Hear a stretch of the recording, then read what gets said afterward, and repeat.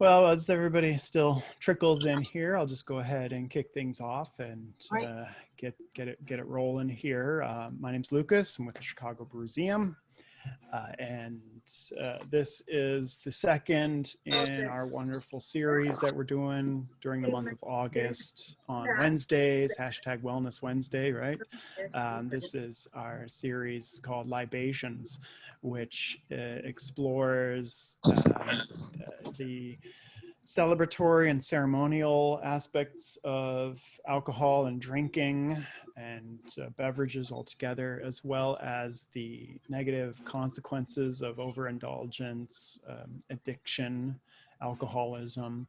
And so I think it's a series that I'm extremely excited about and have been, and the exploring the duality, really, in a sense of well, so much in the world we can explore as dualities. As human beings, we just love to put things in drawers, and like, metaphorical drawers, and nitpick and explore the world as a composite of left and right, and how the two come together.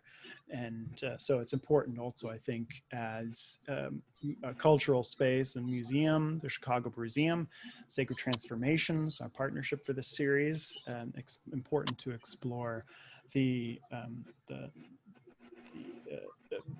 positive benefits, how beer has built civilization, and so much culture has been built up around drink and the sharing of beverages, as well as the ills that it's caused throughout society, and how it has destroyed lives and how we can rebuild lives.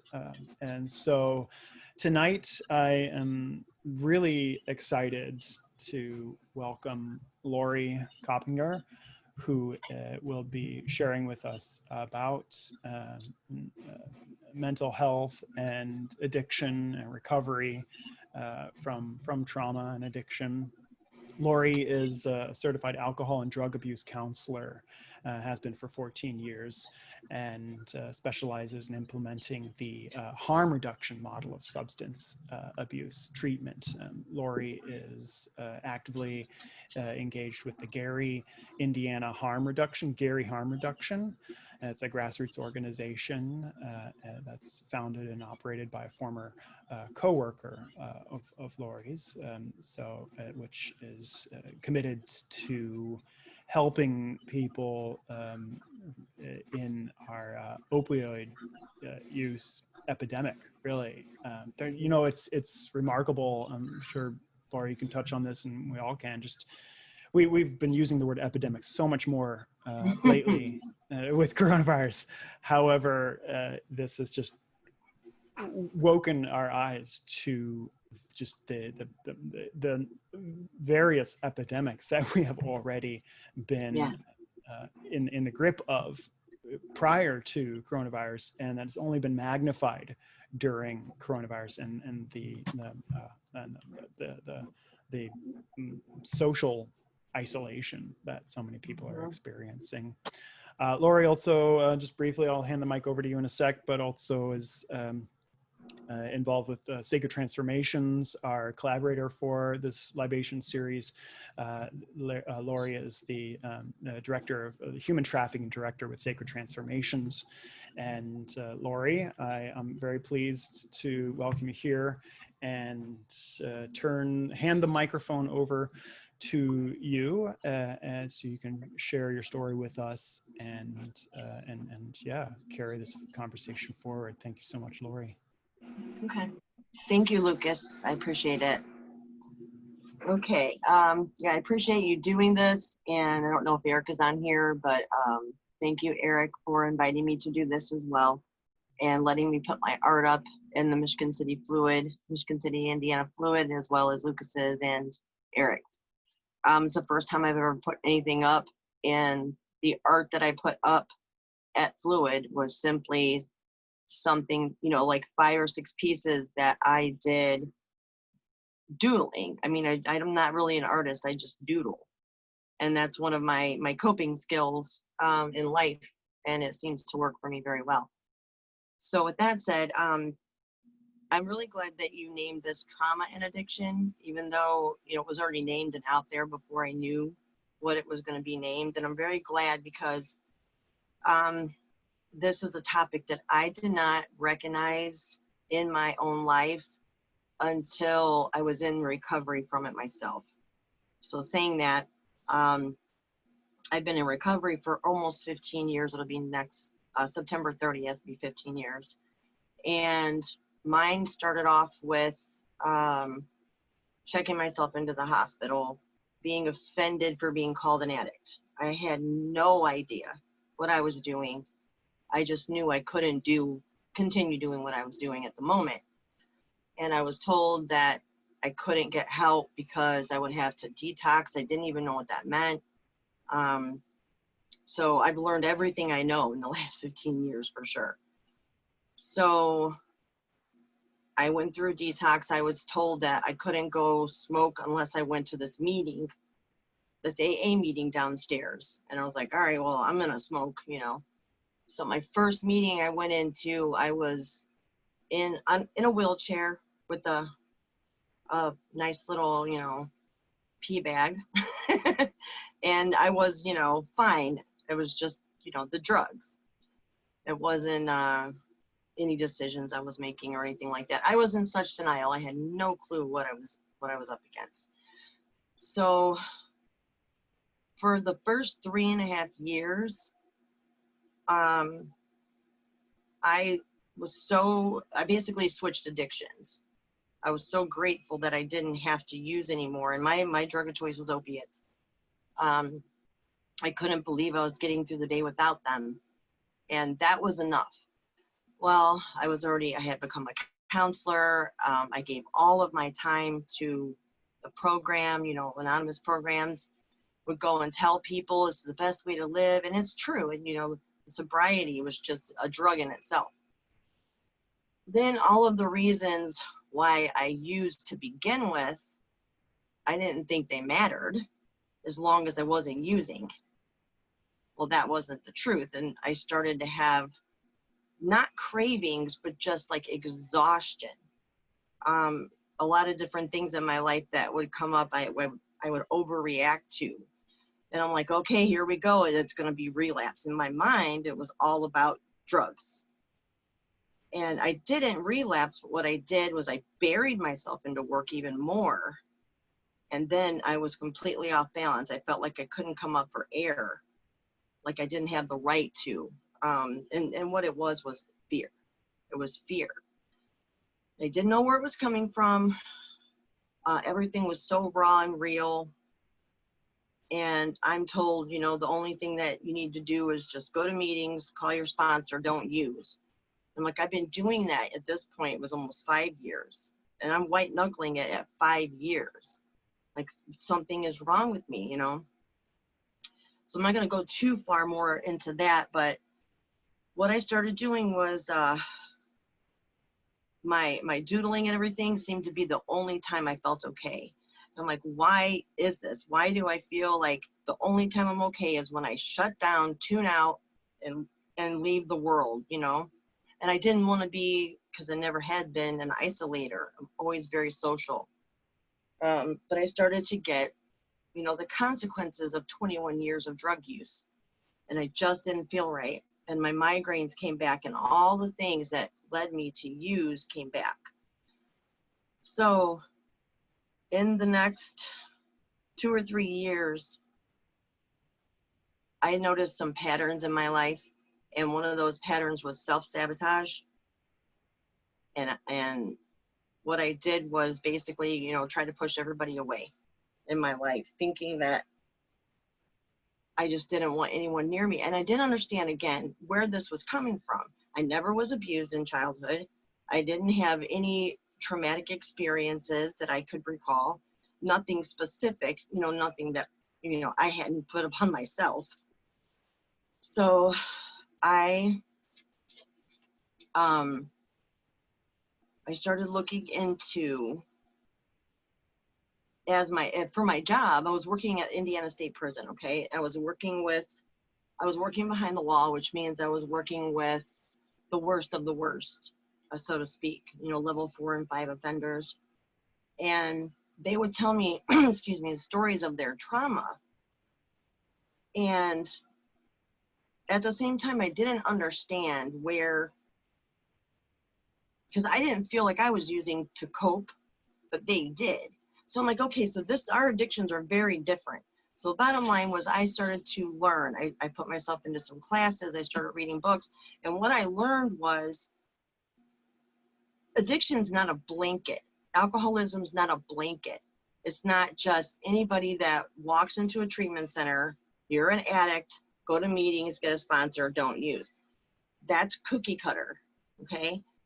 But if you go to a treatment center, you're not going to find much else besides that. There's not a lot of programs. There's like cognitive behavioral therapy, individual therapy for trauma. But for somebody like me, I ended up using because I became physically dependent on opiates. And I didn't have any other behaviors in my life. I didn't have anything else.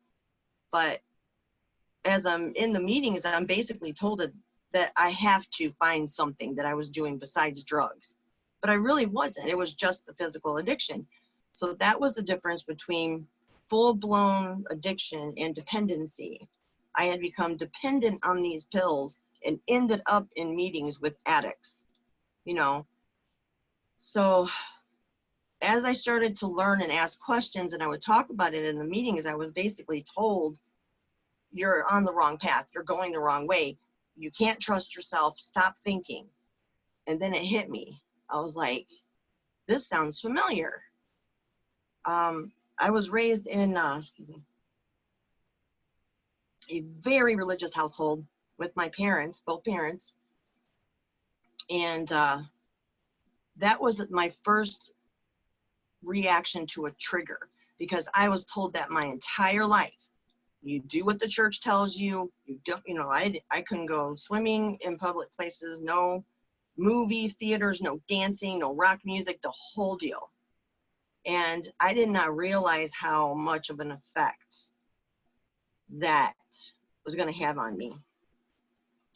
As I got older, and it was like a black and white thing. I either had to be doing very well, being a good girl, or being bad. And the path I was on at the time, I was being good. So why is it that I'm doing something wrong again? I'm in this meeting and they don't think I'm doing it right. And this is, 6 or 7 years clean, nothing in my system. And so I started to go get some help. I went to a psychiatrist and then learned a little bit about trauma and what it looks like. And it was not what I thought it was. The trauma in my life, even though from the outside it looked perfectly fine, there was nothing obvious. There was no sexual abuse, no physical abuse. I mean, I was bullied and stuff like that, but that was because I was backward, because everybody was sinners in my eyes, subconsciously.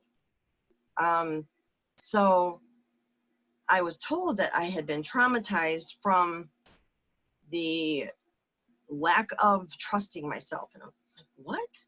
I didn't understand it at all. And that's why I would self-sabotage, because if things were going good, I didn't deserve that because I'm still a sinner. That's very, very deep trauma I'm talking about here. And I have wonderful parents. It's not that, and it's not the church. It was just how I perceived what was going on and what it was going to take to make it right with my God, with God, the God of that church. And I was never going to make it. So I went back and forth my entire life up until 6 years ago, 5 or 6 years ago, thinking I'm either going to heaven or I'm going to hell. And the path to heaven is so narrow. If I slip off of it at the last second and say a cuss word and the rapture happens, I'm gone. I mean, really bad. It was really bad trauma I'm talking about. I lived with that fear constantly. And to try to think of another way to go didn't feel within my power. it didn't feel like I could figure my own life out. Like I had to have somebody else helping me. So there were several things that happened in my life that basically forced me to learn another way. And the last one was about 6 years ago, and everything that I had built as a, I did everything right. Family, home, good job, kids in good school, and my marriage broke up because I self-sabotaged it again. So this trauma is not going away no matter what's going on in your life unless you address it. If you're in that position where you're like, what can I do better? What can I do more? I help people. I'm empathetic and compassionate, and I truly care. And I work with addicts every single day. How is it that I still keep repeating these patterns in my life, even though I'm not afraid anymore of the religious part? I'm not traumatized from that. I think I've worked through that now. And the bottom line is it does things to the chemicals in your body that you cannot just change because you really, really want to. And this is where I had to learn, because I wasn't going to take any medication, nothing like that, because that's how the program taught me. Like, you don't use anything. If you do, you're weak or you're relapsing. So that was a huge wall for me. I'm like, what if I need to go on medication? Then I can't be clean, because I fully believe that. So as I'm going through therapy, there came a point where I opened my mind to it, and I'm like, I need to do whatever it takes. So then the bottom line there was, I realized that all of the suppression, pushing down all my fears, that, I was afraid of everything in life for so long. I pushed it down and pushed it down. That's called suppression depression. And I wasn't a depressed person, but that act of doing that for so many years had psychological, therefore chemical effects on me, So even if we think that we know that we're doing the right things and something is still off, something is still missing, listen to that. And what I ended up doing to really bring that out was I used the art, drawing, coloring, because I could never focus. I could never slow my brain. I'm sure a lot of people can relate to this. I couldn't shut my brain off. I couldn't stop thinking. I always felt like if I'm sitting still, I'm doing something wrong. I had to force myself to sit still. And once I did that, I learned about being mindful and conscious and connecting to a power greater than myself that somebody else didn't manufacture, my own power, whatever that is out there in the universe. I came to realize that is there to help you. If you can slow your mind down, sit still, and be comfortable in your own skin, that is the key. I fully believe now that is the key. That's what we need to do as individuals. We need to slow our minds down. We need to be still and just, ground yourself. And once you learn how to really do that,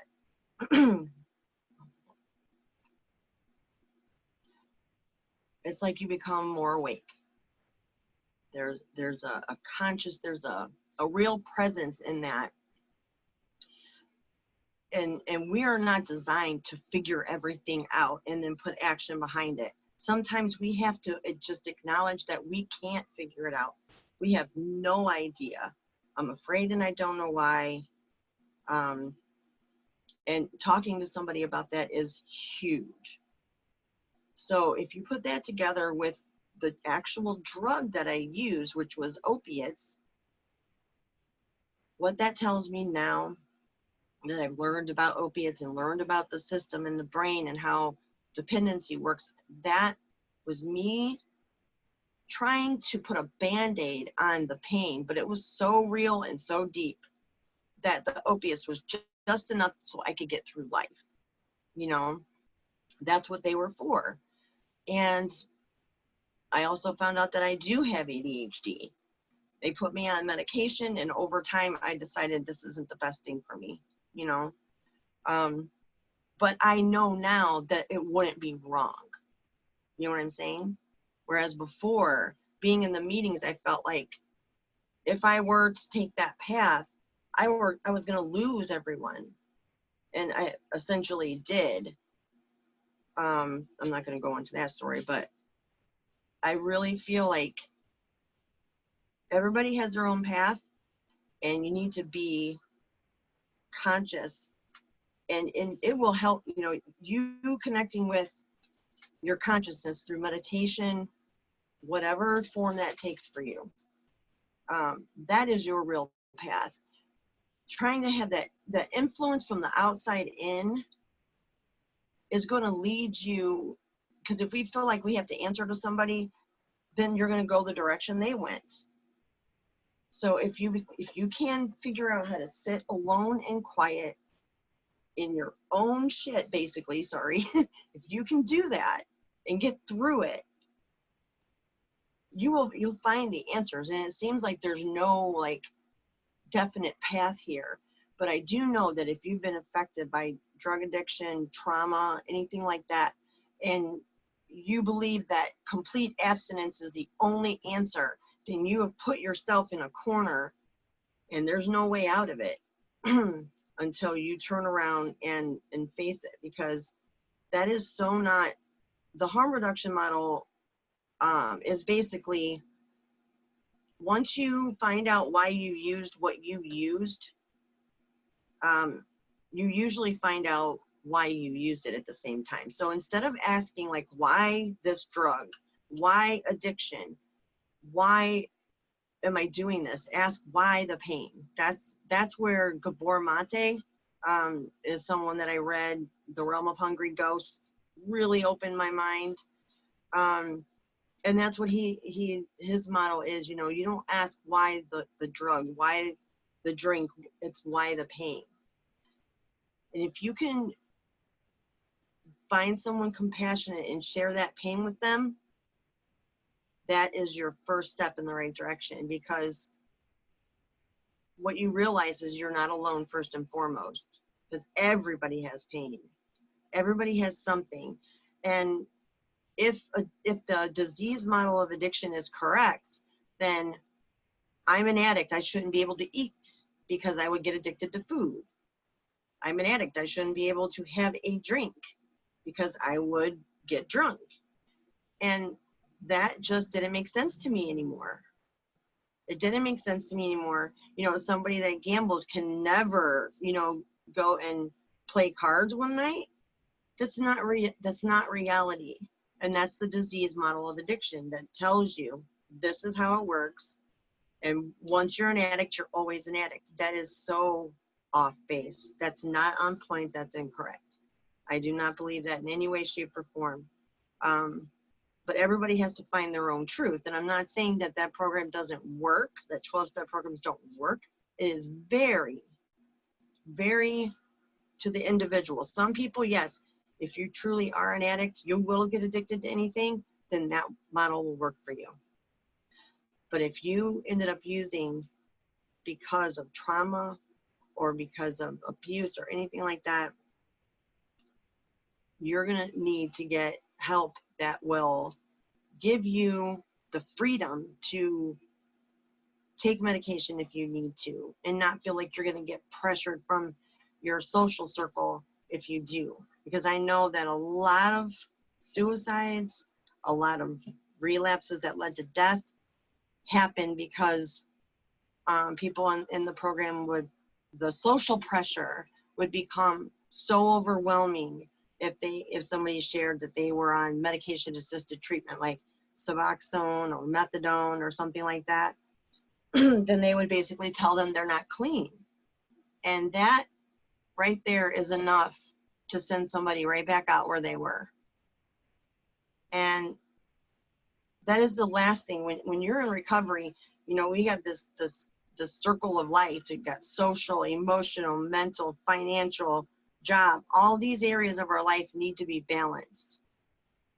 And if you're going to be in the meetings and everything goes except for drug use, you're basically going to be clean and insane.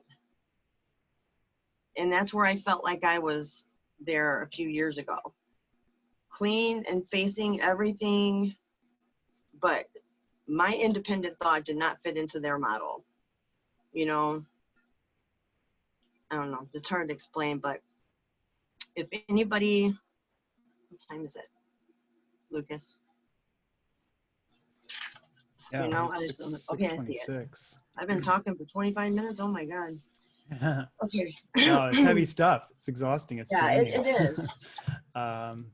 So yeah, something you mentioned a little earlier is just about slowing down, right? And I'm wondering also, I mean, if you could touch on also with the Libations art exhibition. That's something I didn't mention at the top of the hour too, that this series is offered in conjunction with an exhibition. And Eric Dean Spruth of Sacred Transformations also is on the line here. The founder and executive director of Sacred Transformations, and the co-curator with me of the Libations Exhibition at the Fluid Coffee Bar in Michigan City, Indiana, throughout the month of August, which is touching on the same themes of the conversation that we're having here. Mm-hmm. And yeah, and Laurie, you have some works of art in the exhibition as well. So I don't know if you wanted to address some of that about the Sure. the benefit and value of creativity as a form of expression, of coming to terms, of recovery from addiction and trauma. Absolutely.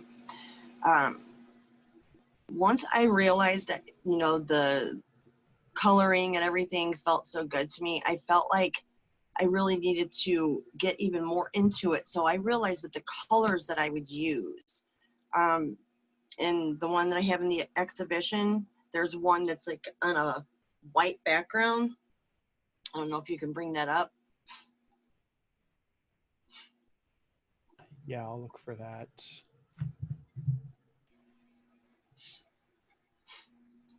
Because this was the first piece of art that I'm like, you know what, I'm going to draw this and I'm going to show somebody. I'm going to show somebody what I drew when I was feeling like I was coming out of a very dark place, okay? And Eric and I had we talk about art and draw together and do all kinds of things together. Yeah, that one there. Okay, great.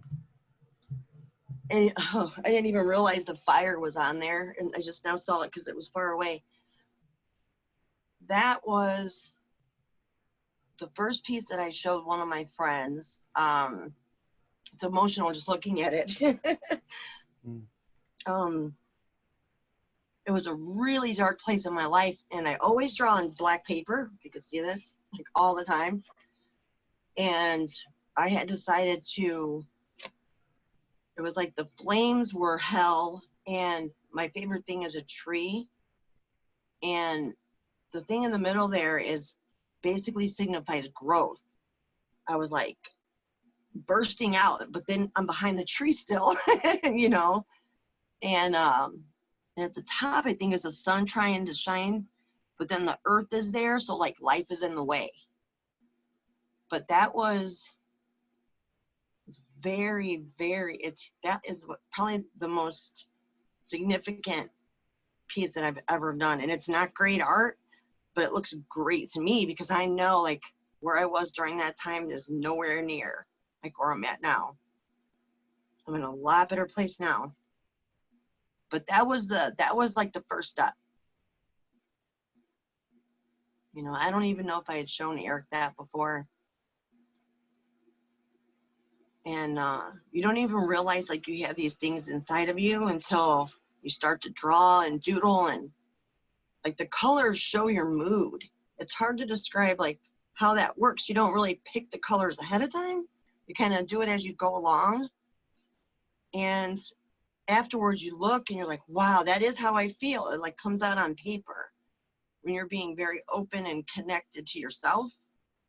It really does come out on paper. And it feels good. And to someone else, it might not look like anything, but you'll look back at it and you'll feel that feeling immediately. It's like a trigger, but not in a negative way, you know? So it's a very powerful thing when you, especially if you sit down with someone like Eric and I will sit down and color or something. We could sit for hours, for an hour or two, and just color in silence. That's not something like in today's society that would even be acceptable. But when you're in the same mindset as someone else and you appreciate the art that you're doing, even if you're just coloring, you can be very quiet and still and comfortable in that space. And that's where the growth happens too. In that time, when you're quiet and you're not trying to control your thoughts, or you don't feel like you need to be somewhere or do something immediately. Maybe that's why I'm always late. I don't know. But it's wonderful to be able to grab a bag, go to the park and sit and get into a whole different space just by being quiet. And if you can do that in nature, it's even more powerful. I don't think there's anything I've ever colored or drawn that doesn't have a tree or a flower or a heart in it. There's something very, very powerful about the stillness, the quiet, and the connection to nature. And that to me is about consciousness.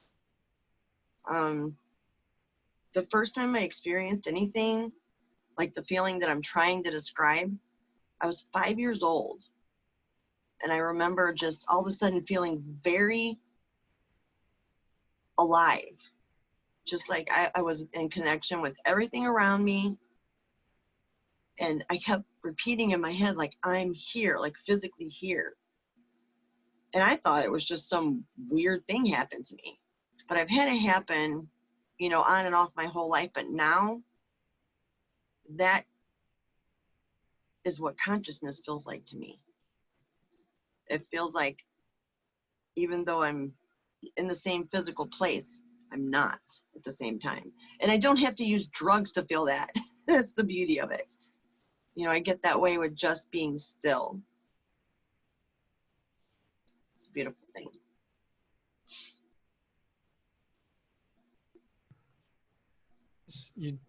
Something I'm also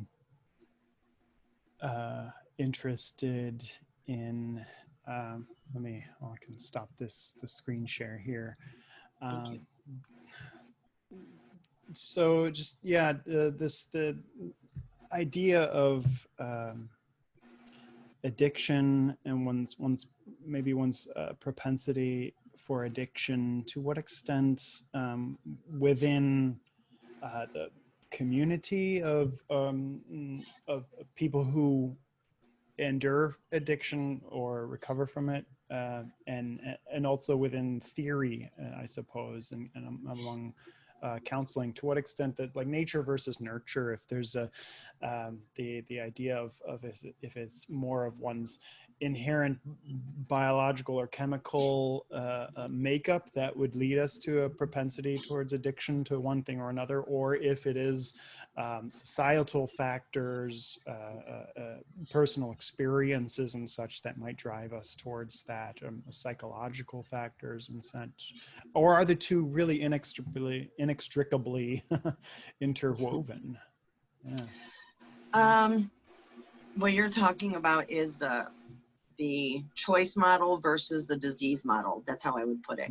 Whether you choose to use drugs and you're just making bad choices over and over, or if you have a disease. So that's very, to me, if you look at it, it's black and white. It's either you're a bad person or you're a victim. That is the in society, in the treatment centers, as a counselor, as a therapist, that the two approaches are, I would say the disease model is more prevalent in the treatment community. But for people that are not in the treatment community, people maybe like the parents, they look at it as a choice because they're not going to say my kid has a disease. And some of them adapt to it because they're like, oh, he has a disease.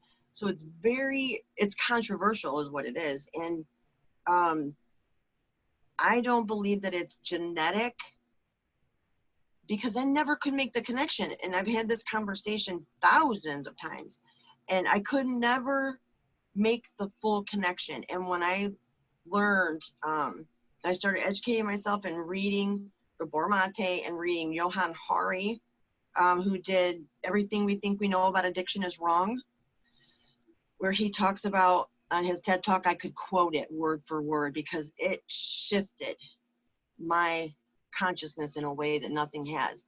Because he said that addiction isn't about,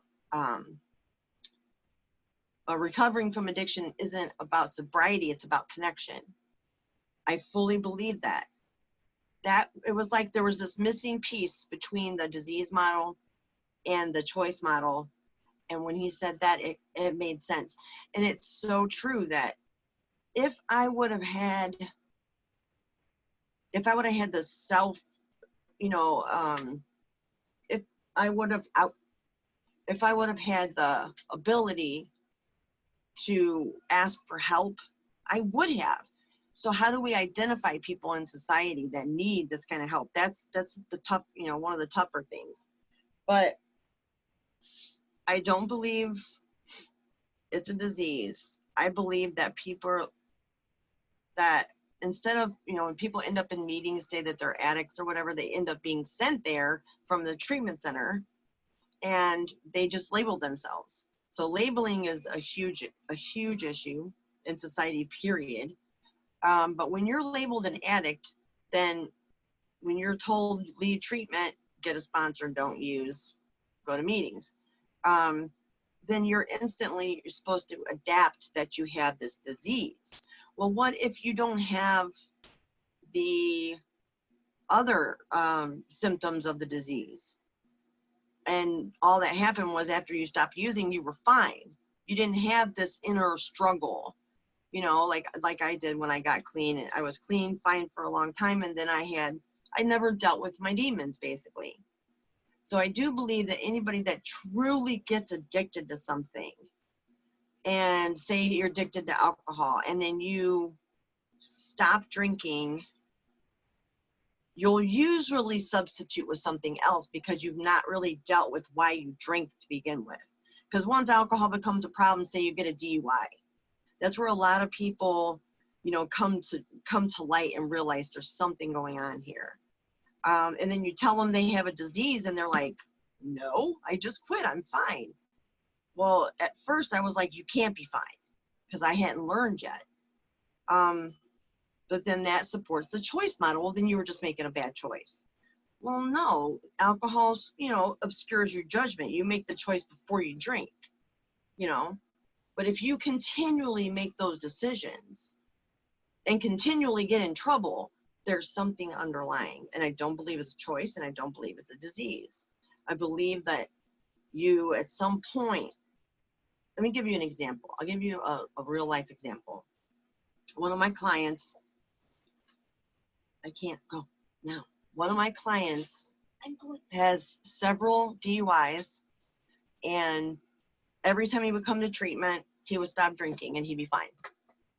And, he would have to go through detox, don't get me wrong, but then he would be fine. He would be like, I gotta be sober, and he'd just make a decision.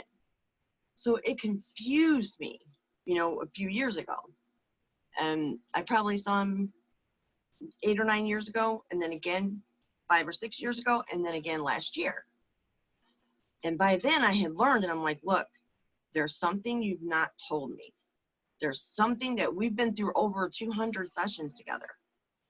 Something you've not told me. And even if it makes me feel stupid when you reveal it, that you didn't reveal it all these years, that's okay. And then he just cracked. Just like that, and started telling me things he had lied about for years. And it was very traumatic, very dark stuff. And it's only been a few months now. We got another DUI, but we're on the right track now because he says he feels like he's in more control of his entire world just by saying that, just by revealing the thing that he had been hiding for so long. So I truly believe if we're holding something in, even if we don't remember what it is, sometimes we don't. I had no idea what was wrong with me. I had no idea why I kept doing, these things and feeling off for so many years, clean. I'm sure there are exceptions, but I do believe that the majority, it's not I can't believe it's the substance, because you could become addicted to food. What are you going to do then? You know what I mean? So that argument makes sense to me, that it's got to be psychological, and whatever it is that, and Gabor Mate, you can give you all of the science behind it, and it makes a lot of sense. But I truly do not believe that anybody that has an addiction today has to have it tomorrow. I believe that full recovery is possible, and I didn't used to believe that. I do believe that people can go back to having a drink once they resolve the reason why they overindulged. So it's a very good thing. It's hopeful. It's positive to think that it's not a death sentence. Once an addict, not always an addict.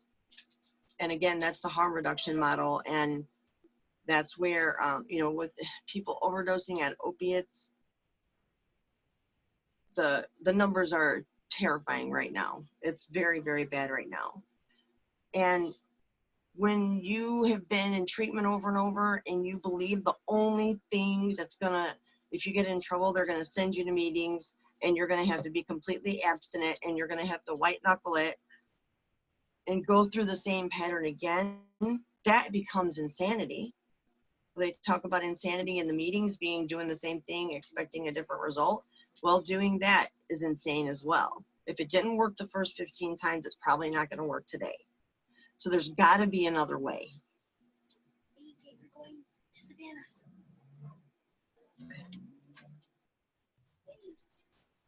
What you say about just the increase in opioid use and during pandemic at the moment, and even I think what you said to me just in a offline discussion we were having about just the explosive increased rate of suicide at the moment. Oh, what did you say? Like up 600%? 600% right now in the last 6 months.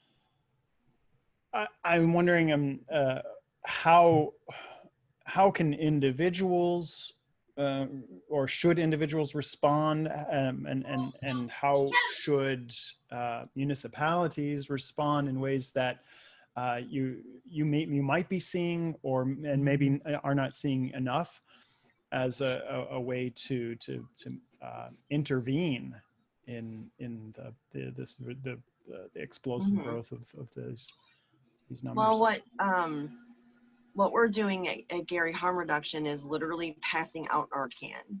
So that keeps people, because you can't treat dead people. So we're keeping people alive by giving Narcan anonymously to anyone who asks for it on our Facebook page, which is Gary Harm Reduction, and our email is garyharmreduction.com or .org. Try both. That's what we're doing right now. And there's a lot of money being thrown into the system. But what happens is the money is being thrown into the same systems. It's being thrown into the existing system. And the existing system has failed addicts for years. I mean, I'm not saying there's no success stories, but clean and not miserable is kind of hard to find, unfortunately. And I do believe because we've been using the wrong treatment. And as far as the mental health, a lot of people that are sitting in the meetings with a drug problem, it's mental health. And when you take away the only thing that is working for them, if they're using and their life is not miserable, that's better than being miserable. You know what I mean? And, or taking your life. And right now, I know there's, a lot of grants, a lot of money being given out, and a lot of new companies. So I don't know what their philosophy is. I don't know how they're doing. I don't know if they have the harm reduction model versus abstinence model. I just think that we just need to realize as a society that we've been taking the wrong approach. I'm sorry, my son left and she's freaking out. So. Certainly, no, understandable. Yeah, I mean, I do believe that we can, connection is the key. If you reach out to somebody because you don't know what's wrong, or you can't stop using, or you want to use, whatever it is, there are people that will listen. Whether or not what they believe is going to help you get clean and sober works for you doesn't matter. They're an ear. Don't ever be afraid to reach out to somebody that you know used to use and don't. Call them. I don't care who they are, because they did something right. Just don't use or don't take your life. The isolation, disconnection is a drug in itself. It's the worst thing that people can do is allow that feeling of being alone to saturate. Reach out. Mm-hmm. Yeah, it's very important to reach out.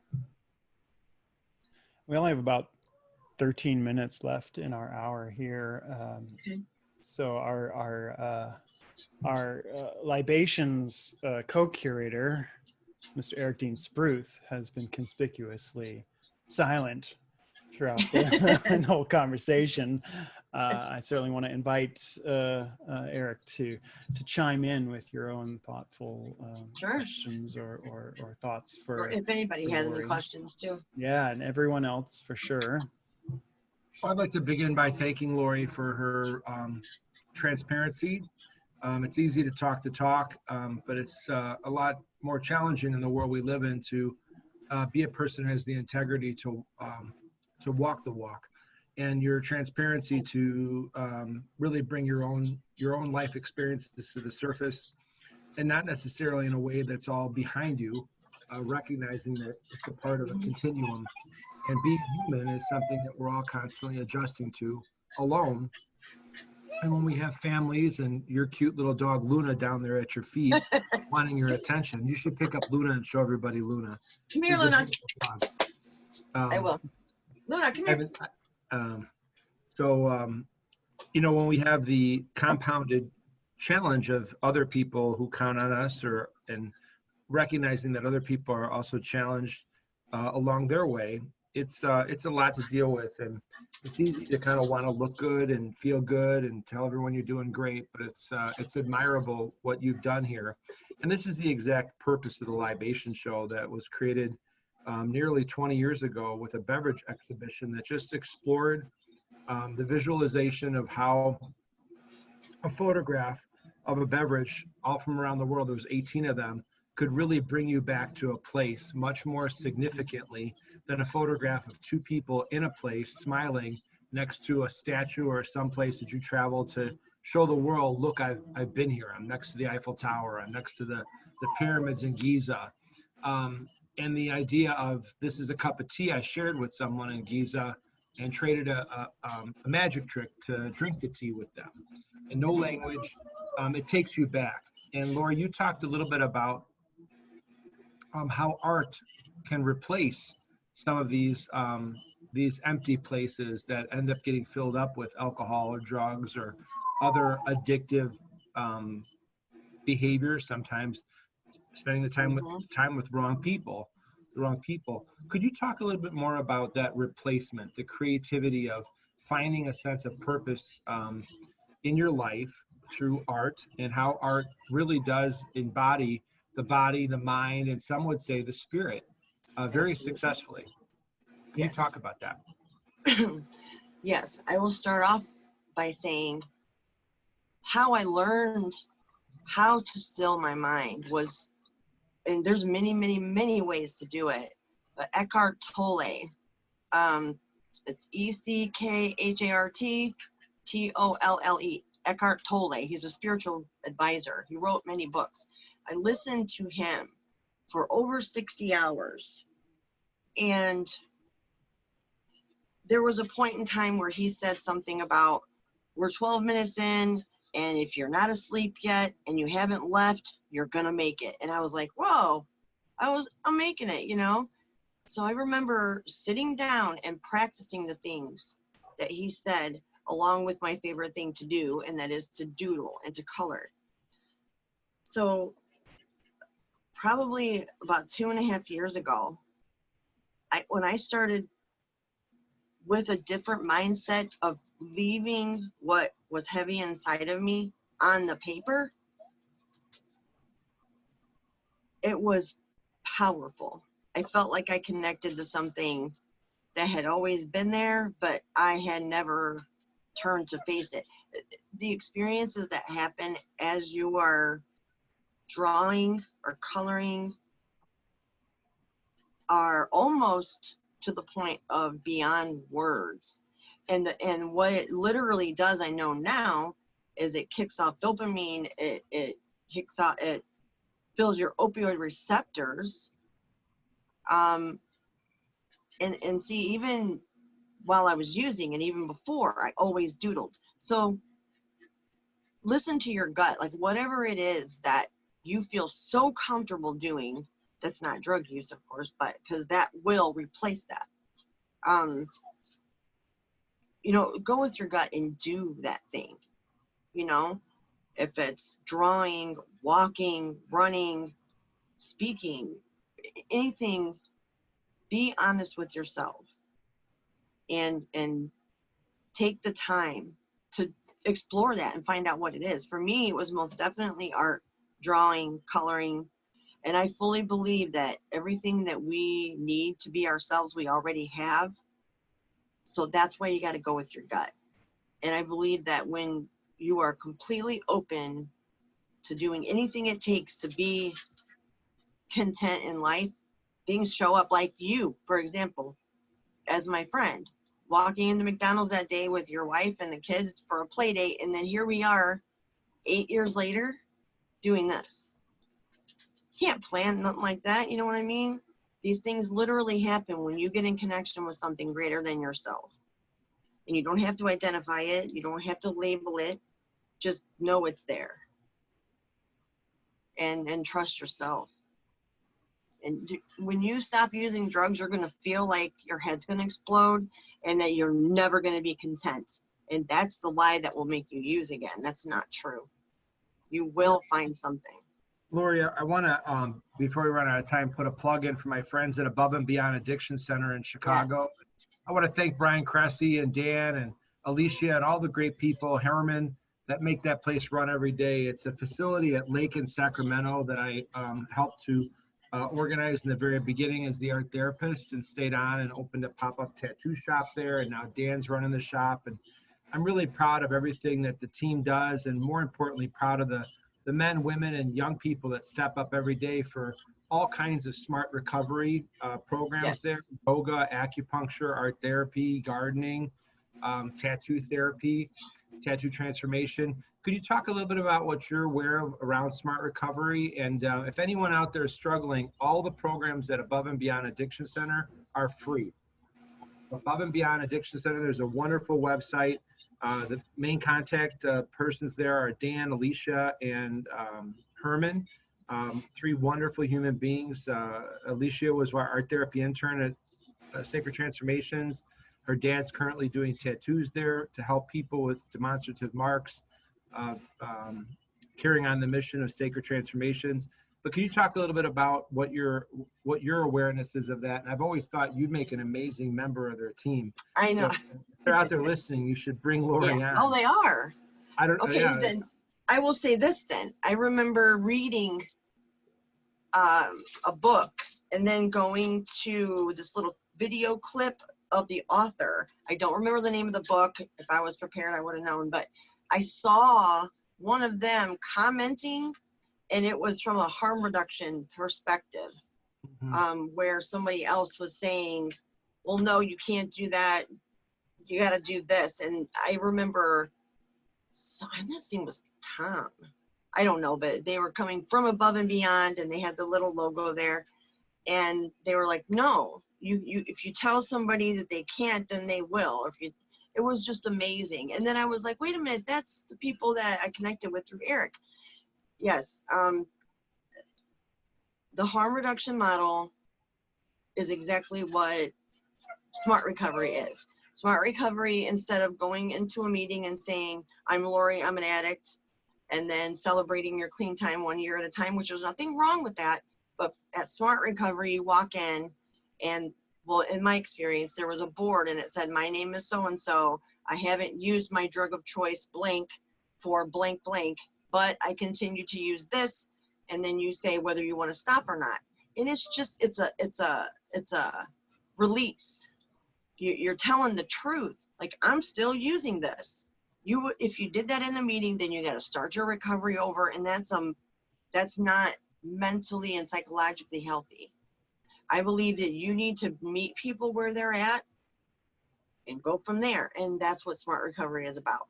And that's the programs at Above and Beyond focus from that perspective. Very, very strong. That's good recovery.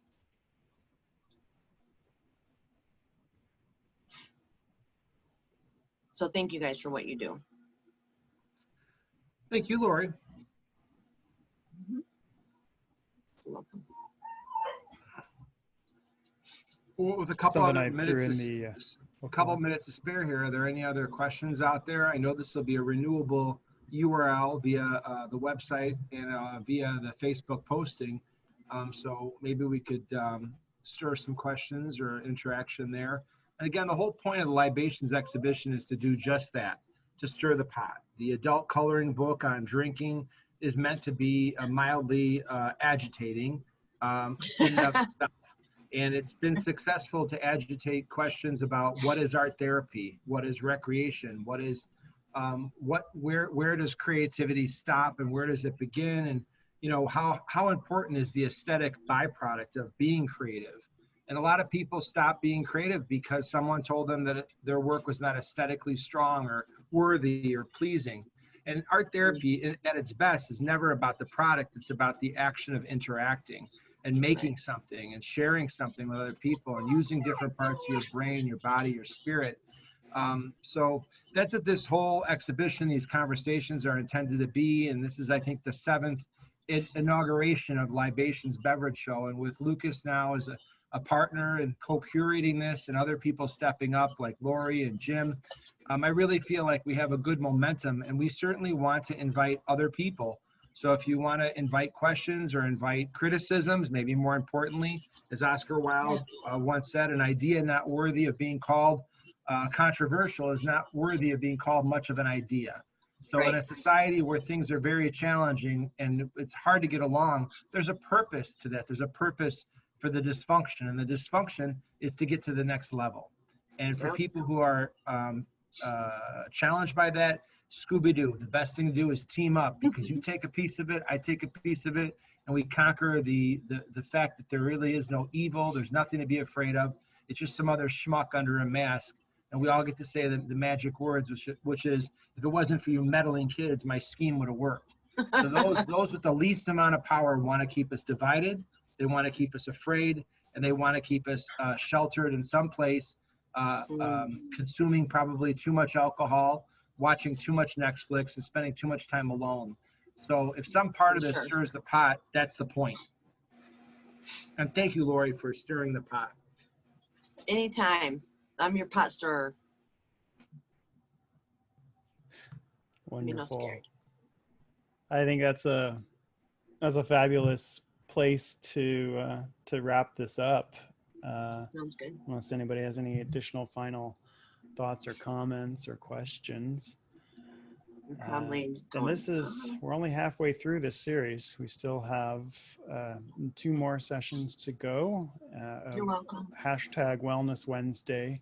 The same time next week, I'll be speaking about the more ritualistic aspects of libations, and especially looking back more into antiquity, about the ritualistic use of alcohol and its symbolic messages and meanings, in visual art, in literature, cult practice, and so on, but specifically ancient Greece. And then 2 weeks from tonight, it will be Rebecca Raspberry, who's the proprietor of the Vibrations juice bar in Gary, Indiana, Miller Beach, Gary, Indiana. And so she'll be speaking. Go fruit yourself, I think, right? Gotta love it. The title. Yeah, that's gonna be a lot of fun, exploring the juicing, herbal teas and supplements and remedies for detox and benefits of juicing and detox. So Yeah. Lucas, if you could plug the show one more time for our local community here in Northwest Indiana. Yeah, absolutely. And what's the link again for it's Fluid Coffee Love. I'm gonna put that in the chat room here, fluidcoffeelove.com. That's the website for the Fluid Coffee Bar. And they have multiple locations. Then the location for the Libations Exhibition is their Michigan City location. That's at 518 Franklin Street in Michigan City, Indiana. And the Libations Exhibition is on display there now, at least through the end of August. So check that out if you can. And Eric, you were talking about last time a lot about the Libations complimentary Libations Art Therapy coloring book. Those are available for purchase at the Michigan City location. Is that still correct? They are available for donation, but they're basically available for free online for a printable copy. Just drop me an email. We'll put my email address. We've given away 151 copies during the COVID crisis. As an art therapist, my services were slowed, not shut down, but slowed and reinterpreted with adaptive programs that required all the compliance with the CDC's recommendations and a bit more. So we're back at services within the scope of art therapy for the kids and the adults awaiting. That's a big population there. And then at large around the world, we've given away over to date 151 copies, printable copies of the adult coloring book. So if you just drop me an email, I'll send you a free copy. And if you feel like it, you don't have to. We would certainly welcome a contribution to our tattoo charity. We provide free tattoo removal, tattoo transformation at www.tattooarttherapy.org. You can learn more about that. The link is there, and it's not necessary. We're good, and we'd love to send you a free copy of our coloring book, and we'd love to get people to consider joining the next exhibition, which will probably take place in February, and consider making art, photographing beverages, writing a poem, something about how the art of beverage brings people together in an undeniable way here and all around the world. You know, it's a necessary physiological act. We're made of 70% water, and it's something that we do every day, and it generally brings us together. And those are important moments to recognize. As Laurie said, even just quiet ones. You're sitting in a cafe with other human beings. Yeah. Laurie, thank you so much for You're welcome. sharing tonight, for bringing your experience and your expertise to the conversation. This was really profoundly interesting and insightful. I really enjoyed it. And so thanks so much. Thank you very much for having me. I appreciate it. Thank you, Eric, too. Pleasure. Thank you, everybody, for tuning in. And we hope to see you next time. I'll be there. I am looking forward to hearing you speak. It's been a couple years, and I'm very much looking forward to it. Blew my mind last time, for sure. Oh, thanks. All right. Thanks, everybody. Have a great night. You too. Cheers. Cheers.